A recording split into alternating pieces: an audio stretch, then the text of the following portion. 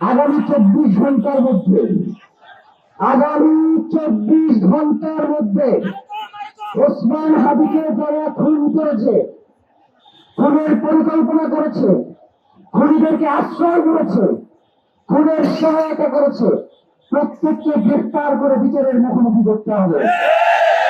এবং এই যে বিগত 172 ঘন্টা সরকারের পক্ষ থেকে কি কি পদক্ষেপ নেওয়া হয়েছে আমরা জানতে চাই। যখন এই গুলির কথা বলা হয় তখন আপনি পিয়াজ ভূষণে আলাপ দেন। মানুষের অনেককে আপনারা মূল্যায়ন করেন না কেন? জুলাই আপনাদের কি শিখে গেছে? বের করে দেবে জায়গা বললে মুরব্বী মানুষ হাসতে হাসতে বলে পিয়াজের দাম আলুর দাম মানে কি? আপনি কিসের স্বরাষ্ট্র উপদেষ্টা মিয়া?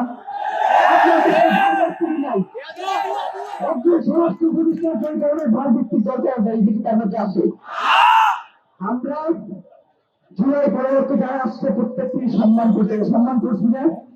এই 1.5 বছর সম্মান করছি না? সম্মান করে আমাদের চুপ করার হয়েছে। আমরা ওসমান হাদিরে হারাইছি। আমরা আর কোন ওসমান হাদিরে হারাইতে দেব? আমরা আর বাংলার জমিনে প্রতিবাদ কায়েম হইতে দিব? ওসমান হাদি তো সবসময় বলছে যে আমি যদি মরেও যাই এই লড়াইকে থামানো যাবে না। আমরা ওসমান হাদির এই লড়াইকে ইনশাআল্লাহ আপনাদের সাথে চালিয়ে যেতে আপনারা রাজি আছেন না? ভাইরা, নাম্বার 2, বাংলাদেশের গোয়েন্দা সংস্থা যতগুলো রয়েছে বিগত 17 বছর আপনারা দেখেছেন, কেউ যদি মাটির 40 ফিট নিচে গিয়ে লুকায় তারা বের করছে না? তাহলে এখন তো আর পারতেছে না কেন? এইসব ভুল বুঝে আর কোন লাভ নাই। বাংলাদেশের জনগণ বুঝে গেছে যে ওসমান হাদির নিরাপত্তার সুযোগ তৈরি হয়েছে। এটা আপনারা জানেন। ওসমান হাদির খুন করতে চাইবেন আপনারা, এটা জানেন না? আপনারা রাষ্ট্রে এত তথ্যের বসে খান কেন? যদি এইটাই আপনারা নিশ্চিত করতে না পারেন তাহলে গোয়েন্দা সংস্থা বড় সে থাকবার প্রয়োজন আছে কিনা? আমরা বলতে চাই, এই জনতা সুশৃঙ্খল জনতা, এই জনতা কখনো ভোট করার জনতা না। এই জনতা রাষ্ট্রকে স্থিতিশীল করবার জন্য 5ই আগস্ট থেকে আপনাকে সহযোগিতা করে আসছে। তারা 5ই আগস্ট পরবর্তী সময় তাদের অনেক ভাই বোনদেরকে হারাইছে। ওসমান হাদি গুলির প্রতিবাদে জানানো মানুষদেরকে গোপনে হয়েছে না? কিন্তু এই রাষ্ট্রে আজ পর্যন্ত দেখছেন, আচ্ছা আজকে জানাবেন না আমাদের সরকারের পক্ষ থেকে বিচারের কোনো কথা বলা হয়েছে? আপনারা শুনছেন? তার মানে কি বুঝে গেল যে এই সরকার কি চায় না? ওসমান হাদির যে বিচার সেই যে তারা নিশ্চিত করতে চায় না, ঠিক না? এখন আমরা কি করবো? আমাদের তো বিষয়টা করতে হবে। আমরা কি খালি সারাদিন রাজপথে মরতেই থাকবো? আমাদের ভাইয়ের জীবন দিতেই থাকবে? দুনিয়া কি বুলেটে মস্তিষ্কে এগোর করে যাইতেই থাকবে? যদি না চাই তাহলে আমাদেরকে সর্বাত্মক প্রতিরোধ করে তুলতে হবে। আর কোন সময় নাই। আগামী সামনে নির্বাচন রয়েছে। সামনে নির্বাচনকে যাতে বাধাগ্রস্ত করা যায় এই জন্য বিভিন্ন ধরনের ষড়যন্ত্র রয়েছে, ঠিক কিনা? তারা যাতে নির্বাচন না হয়, আওয়ামী লীগ যাতে প্রত্যাবর্তন করতে পারে তার জন্য এই ছোট সবগুলো সাথে সাজাইছে। তারা মনে করছে যেহেতু এই মুহূর্তে কোন রাজনৈতিক দলের নেতারা যদি মারে এই ধরনের ইম্প্যাক্ট তৈরি হবে না, কারণ জনগণের যে বিশ্বাস তাদের উপরে সেইটা তারা খাওয়া হচ্ছে।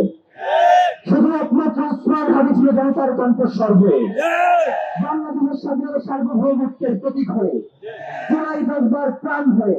সুতরাং ওরা যদি মারা যায় তাইলেই মনে হয় আওয়ামী লীগকে ফেরানো যায়। যারা এই ধরনের কথা চিন্তা করেন আপনারা বোকার স্বর্গে বসবাস করছেন। সকাল থেকে না খেয়ে তাদের জনতার জন্য বসে নাই, তারা শুধুমাত্র বসে আছে আমাদের নির্দেশনার অপেক্ষায়। এই মঞ্চ থেকে আমরা যদি এখন ঘোষণা দেই যে এই সরকার থাকবে না, আপনি কিন্তু থাকতে পারবেন না। সুতরাং আপনাদেরকে বলতে চাই, আপনাদের কাছে আমরা আলটিমেটাম জানাজার মাঠ থেকে দিয়ে আসছি 24 ঘন্টা।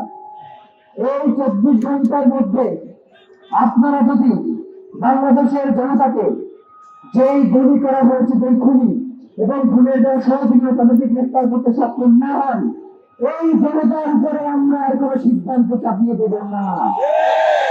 আমাদেরকে বারংবার বিশ্বাস করে এরপরে যদি তারা বিদ্যে ফিল করে তাহলে তো আমাদেরও থাকবার কোনো দরকার নাই।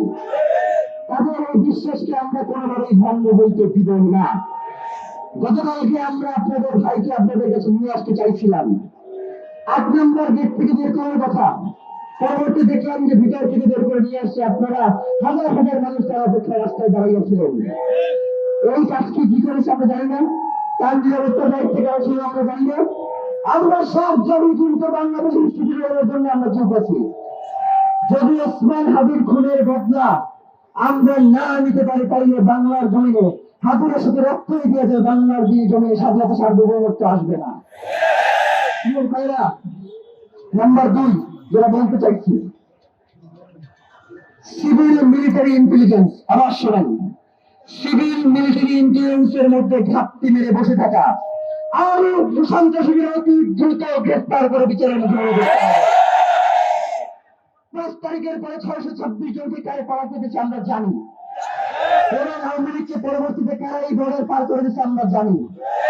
মানুষ এখন আর জান দিতে ভয় পায় না, তারা জান দেওয়া শিখে গেছে। সুতরাং এই জনতাকে আপনাদেরকে ঘোষণা করি, সেটা হচ্ছে অন্তত ইনকিলাব মঞ্চ কখনোই কারোর সাথে আপোষ করবে না। জন থাকতে ওসমান হাদি আপোষ করে না, ওসমান হাদির ভাইরা আপোষ করবে না ইনশাআল্লাহ, ওসমান হাদির বোনের আপোষ করবে না ইনশাআল্লাহ। ভাইরা আপনাদের কাছে আমাদের অনেক আগে আসবার কথা ছিল, কিন্তু আসতে পারিনি ভাই। মানে এই সিস্টেম এতটাই বাজে যে মানে আপনাদের কাছে আসবো কখন, মানে লাশ হস্তান্তর, ওসমান হাদিকে গ্রহণ, এরপরে হচ্ছে হসপিটালে দৌড়ে দৌড়িয়েছেন, আপনাদের কাছে আমরা আসতে পারিনি, আমরা আসলে দুঃখিত। কিন্তু একবার যেহেতু আপনাদের কাছে আইসা গেছি আমরা যাইতেছি না, আমরা আপনাদের সাথে আছি। কেউ যদি আপনাদের বিস্তারি দেয় যে অমুক জায়গায় নিয়ে ভাঙে ফেলো, এই ভাঙা যাবে না। আপনারা যা কিছু করছেন এতে বাংলাদেশের ইনস্টিটিউশনটা নষ্ট হয়েছে। ঘুরিতে গ্রেপ্তার হয়েছে, আমাদেরকে তো ঘুরিতে গ্রেপ্তার করতে হবে।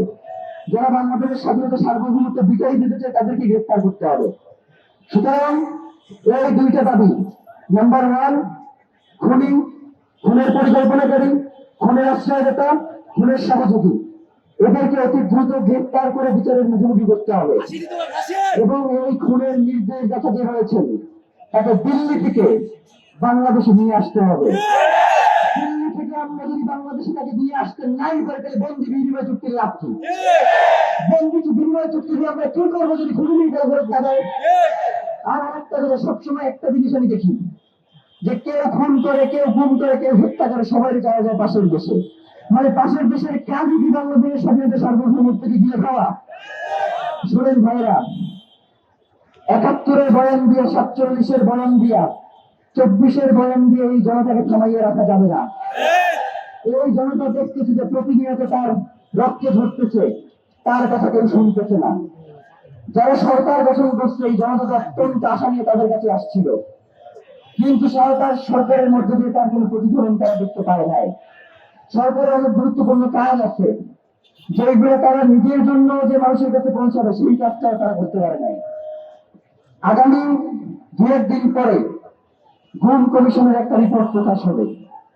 বাংলাদেশকে যারা বাংলাদেশের স্বাধীনতা সার্বভৌমত্বের পক্ষে যারা কথা বলতো তাদেরকে যারা গুম করেছে, খুন করেছে, হত্যা করেছে, পেট কেটে পাথর বেঁধে সমুদ্রে ভাসিয়ে দিয়েছে, তাদের রিপোর্ট প্রকাশ হবে আর অল্প কিছু দিনের মধ্যেই।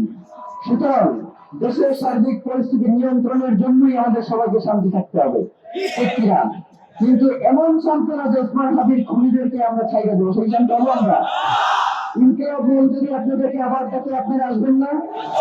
ইনকিলাব মঞ্চের এই ভাই বোনদেরকে আপনারা ছেড়ে যাবেন? তারা তো পুরো পরিবারকে ছেড়ে দিয়ে আপনাদের জন্য রাস্তায় পড়ে আছে, আপনারা কি তাদেরকে ছেড়ে রেখে যেতে পারবেন? যদি ছেড়ে রাখতে যাই পারেন, এই 2টা ঘোষণা আমরা দিতে হচ্ছে। প্রথমটা আগামী 24 ঘন্টার মধ্যে স্বরাষ্ট্র উপদেষ্টা এবং সহকারী উপদেষ্টা খোদাবত তাকে জনতার সামনে আইসা বলতে হবে যে এই 1 সপ্তাহে সে কি কি অগ্রগতিতে আগাইছে। যদি সে জবাব দিতে না পারে তাহলে তাকে অবশ্যই পদত্যাগ করতে হবে। আমাদের অবশ্যই দায়িত্ব রয়েছে সরকারকে রক্ষা করা, ঠিক কিনা? কিন্তু আমাদের এমন দায়িত্ব নাই যে আমার ভাই চলে যাবে এরপরেও আমি সরকারকে ধরে বলবো তুমি করবো, এই দায়িত্ব আমরা নেই নাই। আপনারা অতি দ্রুত খুনিকে গ্রেফতার করুন এবং তাকে বিচারের মুখোমুখি করুন। মিলিটারি সিভিল মিলিটারি ইন্টেলিজেন্সের মধ্যে ঘাপটি মেরে বসে থাকা আওয়ামী সন্ত্রাসীদেরকে চিহ্নিত করে গ্রেফতার করুন। এরা যদি বেঁচে থাকে বাংলাদেশের স্বাধীনতা সার্বভৌমত্ব থাকবে না।